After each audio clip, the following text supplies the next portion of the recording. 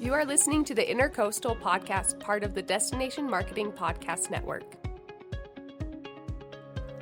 Hey everyone, welcome to the Intercoastal Podcast, brought to you live from Beaufort, South Carolina. I'm your host, Natasha Lye from the Destination Marketing Podcast Network. Today we're joined by Robb Wells from Beaufort, South Carolina. Thanks for being here with us today, Robb. Hey, thanks for having me, Tasha. This is fun talking all things about our location here in the low country of South Carolina. Very excited to share with folks who are interested in this part of the world and also interested in some of the things that we have ahead of us. I'm very excited about sharing some of my favorite topics right here in this space. Yeah, I'm excited to get into it too. There's some really awesome things that we were talking about earlier. For example, we're going to talk about the Water Festival, which sounds amazing and a great way to spend your summer. If you want to start talking about that and just let people know what they can expect to find. Yeah, so each July, right in the heart of summer here in Beaufort, for about the last 60 some odd years, 65 years, the Water Festival has been raising funds for local charities throughout our area, and they do it in such a fun environment. It's a lot like homecoming for a lot of folks. It's a good chance to catch up with those who have moved on and really relocated somewhere else and come back to town. But it starts on a Friday evening and runs the full course of a week to a following Sunday blessing of the fleet, and it encompasses everything about our lifestyle here. From music and entertainment, live performances from both local bands and artists that from afar. You got people in and on the water throughout the whole week. You've got local merchants opening their doors, being creative in how they tell their story during this time period. You got everything from a bed race to a raft race to croquet and badminton. I'm sorry, did you say a bed race? A bed race, yeah, like hospital beds, right? You line Bay Street, yeah. So everybody lines up Bay Street. The teams dress in their fun decor. You can always find the people who are point on topic. I think you had the Stormin' Area 51 bed race team last year, which was a pretty cool take on something that was going on in pop culture at the time. And then people line the streets to watch these racers run their hospital beds and their decorations down the thing. And you know what? We're carrying buckets of water guns, balloons, anything that can put water on the bed racers on that stretch of Bay Street. That's what we're looking to do. That's amazing. Oh yeah. So, what's funny is visitors from all over have an opportunity just to participate, even if they're not racing a bed, they can come and participate. Listen, it's not something you see every day, but it is fun. It is part of what makes Water Festival. And like I said, it is one of those opportunities that you get to embrace our culture and what we do in our corner of the world. Okay, I do have a question about the bed racing, though. Does someone have to be lying on the bed while they're pushing it or racing? Yes, somebody has to be present on the bed, and they're usually firing back water. So, and it can be warm in July here in South Carolina, as you can imagine. But the cool bay breezes coming off on Bay Street, make it a lot of fun. But yeah, that race is some fun. The raft race puts you in the water. Teams from all over, from our military teams to our corporate teams to our local teams. It is a lot of fun just paddling a half-inflated raft. The images you can find at the Beaufort Water Festival's Facebook page. You can see all the images from years past and how much fun. But in each day of the week is themed. You have Motown Monday and Tropical Tuesday, and Talent Show is on Wednesday, which is kind of our version of American Idol, but it's kind of localized. You've got dancers and singers and comedians. I think I've seen it all up on stage. It's a lot of fun. And then of course Thursday we have a low country supper in which the Water Festival feeds 5,000 of our friends there in the waterfront park. A good old-fashioned low country boil.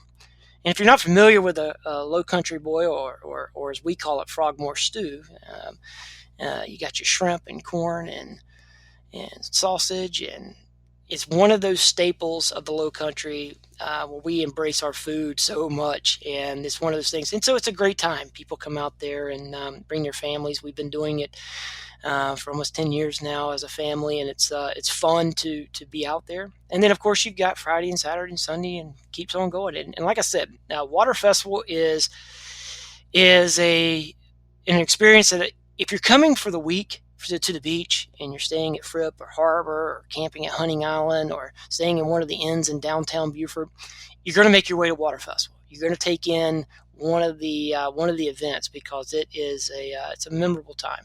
It definitely sounds like it. And now I'm hungry thinking about what did you call it? Low Country Boil. Yes, that. I want to go. I love Southern food. So my stomach is like growling quietly. We're going to actually catch the audio at one point, probably. Just like a little rumble. It's my stomach. Ignore it. I'm just thinking of all the yummy Southern food I want.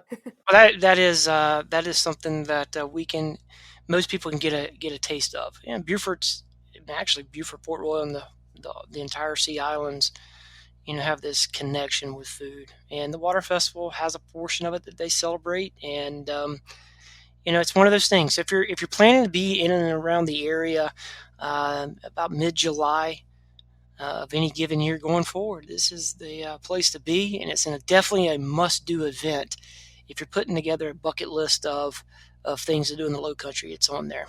Yeah, no, definitely. I think I just added this to my bucket list, so it's gonna be good. I'll be there one day. You mentioned Hunting Island State Park as a place that people can camp, and we talked about that a little bit earlier as well.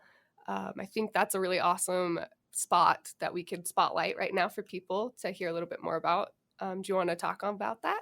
Yeah, Hunting Island State Park is one of the many treasures that we have in Beaufort, South Carolina. And I say that because of its undeveloped nature. This is not one of those beaches where you're going to see high-rise hotels or resorts like right on there. No, this is pristine beach. Right. Most likely looks very similar to the way it was created, right? And part of the Barrier Island system that makes up the Sea Islands of the Low Country. It is our number one attraction. It sees somewhere between 1 and 1.5 million visitors a year come through the gate. A lot of family activity there. I think people share their different stories. You see families out there volunteering for the sea turtle, groups, and folks that man the lighthouse and take pictures from atop the 160 some steps to the top of the lighthouse. Right. And The lighthouse? oh yeah, and it's a beautiful setting. Go ahead. I was going to say the lighthouse looks awesome. My mom loves lighthouses, and all I can think about when I was looking at this earlier and as we were talking about it, how much I would love for my mom to like go see that because she has a weird obsession with them. But they're really cool. And She's not afraid of heights, apparently. no, I am. Oh, She's not. yeah, and that's always been the thing for me is like, okay, I'm up here, I'm looking at all this absolute stunning beauty, Right. but I can't get to the edge. Like that's the part that overcoming that. So that's my challenge to anyone who climbs the steps of the lighthouse. Gird your nerves up a little bit because you don't want to miss one of the most spectacular views in all of the area. Right. Being able to look for miles in either direction and see a truly, and this is not a single lick of development. Right. To your left and to your right, up and down that Which coastline. is incredible.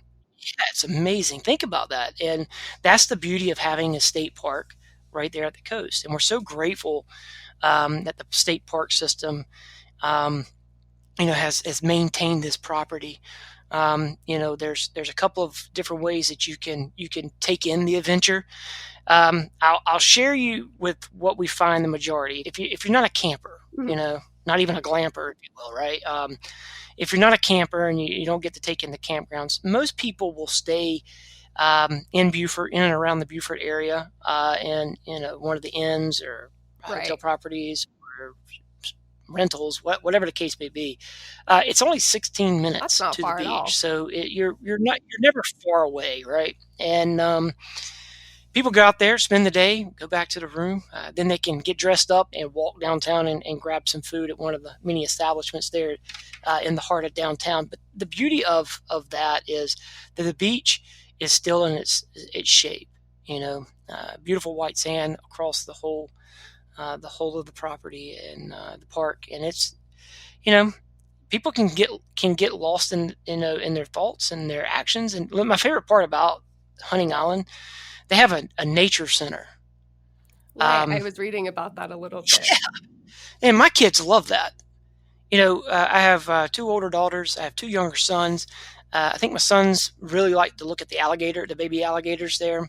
My daughters like to see the reptiles, all as a whole. Uh-huh. But and it's awesome. The nature center, the park rangers, are a wealth of information. But then there are trails all throughout the park, miles of trails. Some lead you onto right in the heart of the woods. Some of it puts you right in the middle of the right on the beach, and it's well done. While they have they're not completely developed trails, they are part of the trail system out there.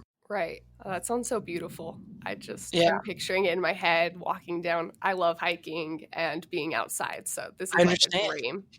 Let me help you out. So if you're the next time you watch Forrest Gump, so Gump goes to the jungle during the Vietnam War scenes, right? Those Right. are filmed at Hunting Island State Park and Fripp Island here in Beaufort area. And that kind of gives you an idea of the type of setting that it is, right? That's It's so still in its cool. pristine picture. Yeah, it's really cool. There's some other movies that were filmed in that area as well, and some short films and some fan films. But the Beaufort, music, the movie history here in Beaufort is one that we will discuss at another time. But Hunting Island has played a starring role in movies that you didn't know. And some parts you can recognize once you realize you've been there and say, wait a minute, I've seen that. So again, not only is it a state park in our public beach with pristine views and pristine nature into its ecosystem and trails and nature centers, and it's also a movie star, and it's pretty Yeah. cool. It sounds like we're gonna have to do like an entire episode just on all the really cool movies that have been filmed there at some point. Of course. I can't wait to get into that time, and that's for another podcast Right. for sure. Another episode. So That's something to right. look forward to. Also, did you say there were turtles on the beach? Like, do they lay their eggs there or Oh, yeah. So, we loggerheads and I think maybe green turtles. I don't know about the actual green turtles. I know loggerheads, occasionally, there may be a leatherback. I don't know if they get this far up there, but yeah, there's turtles. The mothers come to shore. Um, the park is a pristine place to do it because there's kind of a lights out component for the right? hatchlings when they make it up. And, when you're not at undeveloped beach, I mean, it's perfect for that. Moonlight guides them back to the sea. Um, yeah, the turtles have come back here for years and continue to make their way and make nest. And there's turtle nest patrols that volunteer from the Friends of Hunting Island. It's amazing. Have you ever seen the little hatchlings crawl back to the ocean? Not in person, but the videos all have. I mean, it's a pretty special moment actually when the turtles make their way back there, and you can see a line of people there if they're available. So most of the time, it happens at night, and that's all. Hmm. And what the Hunting Island has done is they have a full-fledged visitor center there Right. for those who want to see the interaction and all. So they have an interactive virtual lighthouse tour in the visitor center, and they show and they go through the turtle nest process and they go through all these things, and that they have that and the educational aspect of it. So again, it's a must do Definitely. attraction.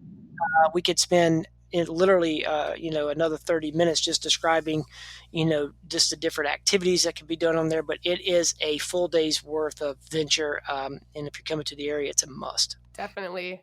It sounds like a beautiful location to go visit and see and be able to witness the turtles there and the lighthouse and all of the trails. I think that would be a really awesome place for anyone to go visit and should definitely add that to their bucket list. Awesome. So now that means we get to talk about the sandbars, which I'm very excited to hear more about, especially after having you walk me through them and showing me the pictures. So, Yeah. So listen, we talk about Beaufort, Port Royal, and the Sea Islands in a lot of different ways, but what makes this part of the world special is our tides. mhm, Life is defined by tides, especially in our world. While most people have some sort of clock on their mantle, you'll find a lot of tide clocks on people's mantles. Tides make decisions for you in this area. Tides will dictate when you need to put your boat in the water. Tides will dictate when the best time to take a kayak tour on the Beaufort River. Tides will tell you when the best time to shrimp. Tides will tell you the best time to fish. Tides will tell you your best chance of finding a dolphin. And tides will also unveil during low tide one of the more special action opportunities that you can find, and that's a sandbar. Where the river shapes and moves, and it's this beautiful. It's just kind of this. You don't see it during a normal tide, high tide, but at low tide, these hard sandbars pop up out of nowhere. I have a quick question for Go you. ahead. Go ahead. What is a tide clock? I've never heard of that, and I don't know if other people have and if it's just me, but I'm very curious.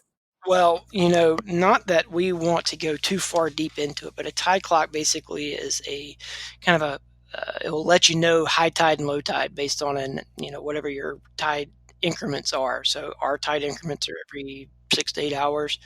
You'll have a high tide, low tide cycle, and the clock kind of manages that for you. And so you'll see them sold at the marina stores or the downtown merchants in Beaufort or in Port Royal or in the Sea Islands. You'll see them scattered out, but we have them on our mantle. People have them in their office. It's just kind of a uniqueness to it. And so when Mhm. people say describe Beaufort in like a capsule, I'm like, it's very difficult to do that with a normal like clock. Right. You know, it's more on a tide schedule. And it kind of gives us a little bit about who we are and what makes us special, in my opinion.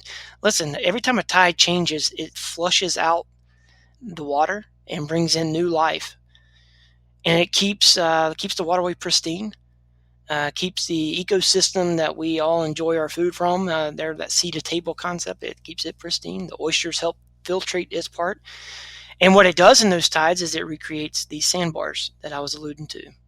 And the sandbars are good opportunities as you're kayaking or out on a boat or meandering through the river. They're stationed throughout the little creeks in the area, and they're different than say pluff mud, which is very soft.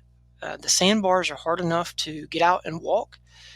Families will make their way to sandbars and pack picnic lunches if the tide's right, or early dinners, or something to experience out there. You can always go to the day dock in Beaufort, pick up your lunch or your dinner order from one of the restaurants. They'll bring it there to the day dock, get back in the boat, kayak, whatever the case may be, paddle over to the sandbar,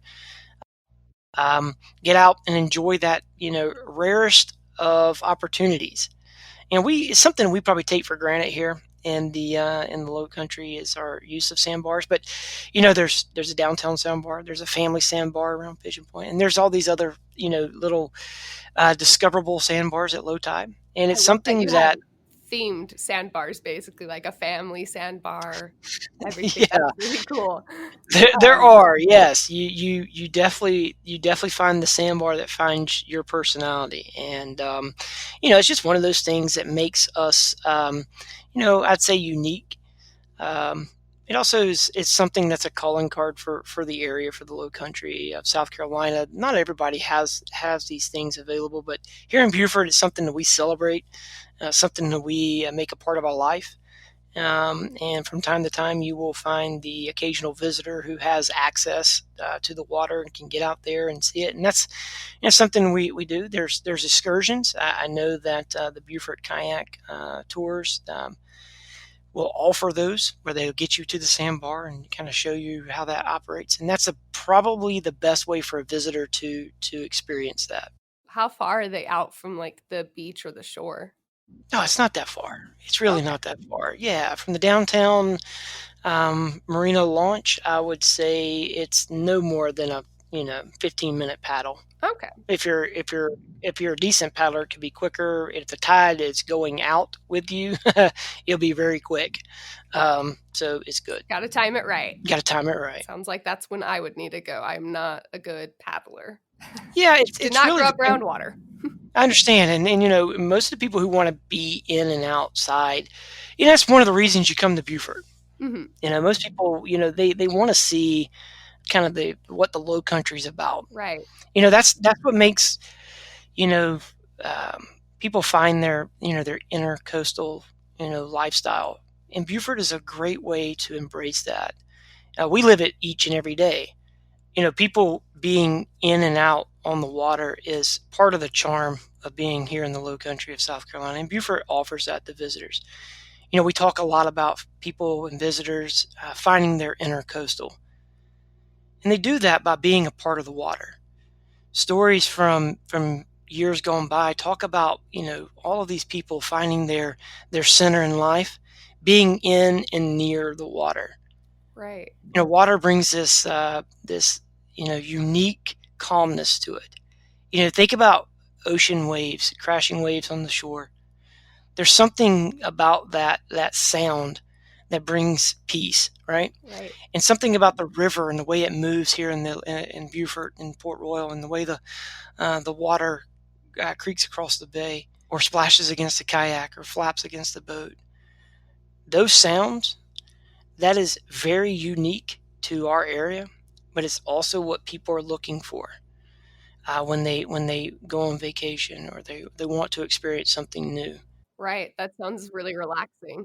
Yeah, and think about it, and it's one of those peaceful moments. I mean, I can be doing in the middle of something work-wise and need to go hear the water or see the water, and I can, make a quick walk downtown and get on the waterfront park and kind of sit in one of the swings and just listen to the birds and the water, and I'm not alone. There'll be other folks doing the same thing, stepping out of their workplace. That sounds so peaceful and nice just to have that right there. Yeah, and it is. And think about, what brings people, why people travel. Some, they want to find a sense of adventure. Right. But they also want to find relaxation and peace in that. And that sounds like you have a really good balance of the two of them together. Yeah, I mean, I would say that balance is there. Look, you're not going to get in a hurry in Beaufort, Port Royal, or the Sea Islands. It's just, we can't afford that. It's not who we are as a group of people. We affectionately call it the slow country, because people are on their own time. Listen, we have a Woods Memorial Bridge is a swing bridge, one of the few remaining swing bridges along the waterways. It connects one of our islands to downtown Beaufort. That's so cool. Yeah, it is cool. And you'll be sitting in traffic and everybody knows what's going on, that there's one sailboat that is passing through the swing bridge with their very tall mast. And everybody just knows that it's time to pause, and the swing bridge will connect again and traffic will resume. Visitors just run around like, how in the world did they pause life like this? And what may seem like a silly ritual for us locally and something getting nuanced, people find it fascinating. And that's what we hope to be able to do each and every time we gather here in the Intercoastal Podcast, to be able to share little tidbits about what makes this part of the world inviting to those who want to have that portion of it. And that's why the theme of intercoastal resonates with so many people. Right. People love the coast, right? I do. People love, yeah. I mean, we know this, and we can go to every piece of data out there that talks about what people do and where they want to migrate. And it's either to the mountains or it's to the coast. Well, while there's not very much elevation in the Low Country, thus the name. Yeah, it was like, makes sense why it's called the Low Country. That's exactly right. And we embrace that and embody that from start to finish. Rob, today has been a great conversation. I have a goal to visit every state in the United States, and South Carolina and Beaufort just went to the top of my list. Very cool. Thanks for joining us today and being a part of the Intercoastal Podcast. We're excited to talk about all things Beaufort, and we'll see you next time.